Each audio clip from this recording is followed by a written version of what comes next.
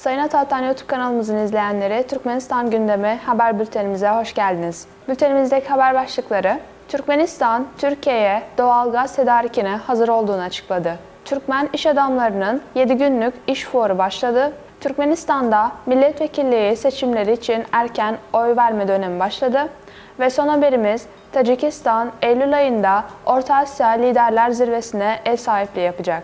İlk haberimiz, Türkmenistan, Türkiye'ye doğalgaz tedarikine hazır olduğunu açıkladı. Türkmen halkının milli lideri ve Türkmenistan Halk Maslahatı Başkanı Guranlı Berdimuhamedov, Cumhurbaşkanı Recep Tayyip Erdoğan'ın davetlisi olarak Türkiye Cumhuriyeti'ne çalışma ziyaretinde bulundu. Türk Devletleri Teşkilatı Olağanüstü Zirvesi, Cumhurbaşkanı Recep Tayyip Erdoğan'ın ev sahipliğinde afet, acil durum yönetimi ve insani yardım teması altında Ankara'da toplandı. Halk Maslahatı Başkanı Ankara'da Türk Devletleri Teşkilatı zirvesine katıldı. Zirveye Azerbaycan Cumhurbaşkanı İlham Aliyev, Kazakistan Cumhurbaşkanı Kasım-Jomart Tokayev, Kırgızistan Cumhurbaşkanı Sadır Japarov, dönem başkanı ve Özbekistan Cumhurbaşkanı Şevket Mirziyoyev ile gözlemci ülkeleri temsilen Kuzey Kıbrıs Türk Cumhuriyeti Cumhurbaşkanı Ersin Tatar ve Macaristan Başbakanı Viktor Orban da katıldı.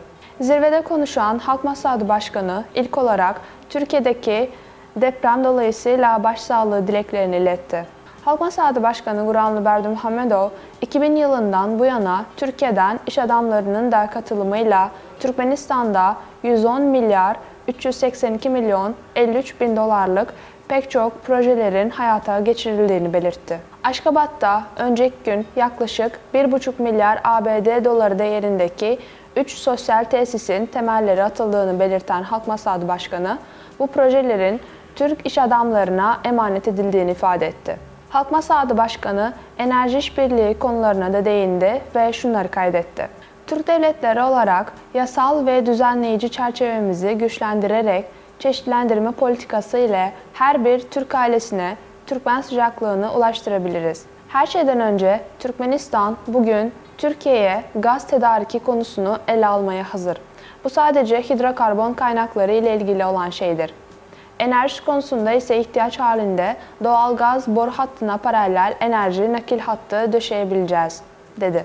İkinci haberimiz, Türkmen iş adamlarının 7 günlük fuarı başladı. Türkmenistan Sanayiciler ve Girişimciler Birliği'nin kuruluşunun 15. yıl dönümü dolayısıyla başkent Aşkabat'ta fuar açıldı. Ticaret ve Sanayi Odası'nda ziyaretçilere kapılarını açan fuar 7 gün devam edecek. Fuarda çeşitli alanlarda faaliyet gösteren 200'den fazla Sanayiciler ve Girişimciler Birliği'nin üyesi olan yerel firmalar kendi ürünlerini ve hizmetlerini sergilemektedir. Bilindiği üzere 2008 yılında kurulan Türkmenistan Sanayiciler ve Girişimciler Birliği'nin üye sayısı 28 binden fazla temsilciye ulaştı. Bugün birlik üyelerinin ticaret ciro oranı 2008 yılına göre 39,3 kat arttı. Bu dönemde Türkmen iş adamları kendi ürettikleri tarım ve gıda ürünlerindeki büyüme oranını 130,4 kat, sanayi ürünlerindeki büyüme oranını ise 82,8 kat arttırmayı başardı. Tarım, gıda ve işleme endüstrilerinde faaliyet gösteren Türkmen iş adamlarının pek çoğu bugünkü sergide kendi ürünlerini tanıtmaktadır. Üçüncü haberimiz, Türkmenistan'da milletvekilliği seçimleri için erken oy verme süreci başladı. Türkmenistan'da meclis milletvekilliği seçimlerinde erken oy verme işlemi başladı.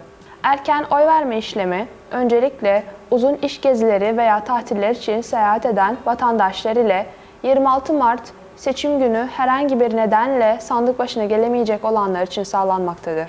Türkmenistan Seçim Merkez Komisyonu'na göre seçim kampanyasının tüm aşamaları yürürlükteki ulusal mevzuatın gerekliliklerine ve genel kabul görmüş uluslararası standartlara uygun olarak zamanında düzenleniyor. Yurt dışındaki Türkmenistan diplomatik misyonlarında seçmenlerini bekleyen 42 sandık olmak üzere ülkede 2644 sandık seçimler için hazırlandı. Türkmenistan parlamentosu seçimleri 26 Mart tarihinde yapılacak. Bugün de bölge, ilçe, şehir ve yerel özyönetim halk meclislerinin üyeleri de seçilecek. Ve son haberimiz, Tacikistan, Eylül ayında Orta Asya Liderler Zirvesi'ne ev sahipliği yapacak. Tacikistan Dışişleri Bakanlığı, 14-15 Eylül 2023 tarihlerinde Orta Asya Devlet Başkanları 5. Yıl Dönümü İstişare Toplantısının Cumhurbaşkanı Emomali Rahmon başkanlığında Duşanbe'de yapılacağını bildirdi. Aynı günlerde Duşanbe şehrindeki Uluslararası Aral Denizi'ni Kurtarma Fonu'nun kurucu devletlerinin başkanları konseyinin yapılması da planlanıyor. Zirve çalışmalarına Kazakistan Cumhuriyeti, Kırgız Cumhuriyeti, Türkmenistan ve Özbekistan Cumhurbaşkanlıklarının da katılması bekleniyor. Tacikistan, Orta Asya ülkeleri liderlerinin toplantılarını düzenlemek için hazırlık çalışmalarına başladı. Zirveler çerçevesinde Tacikistan, tüm Orta Asya devletlerinin katılımıyla bir dizi ekonomik ve insani etkinlik düzenlemeyi de planlıyor.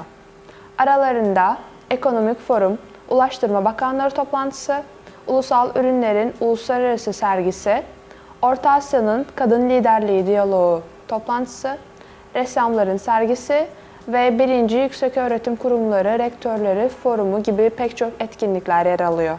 Sayın Ataatan YouTube kanalımızın seyircileri, Türkmenistan ile ilgili Türkçe haberlerimizi ataatanturkmenistan.com haber sitemizden takip edebilirsiniz. İyi günler.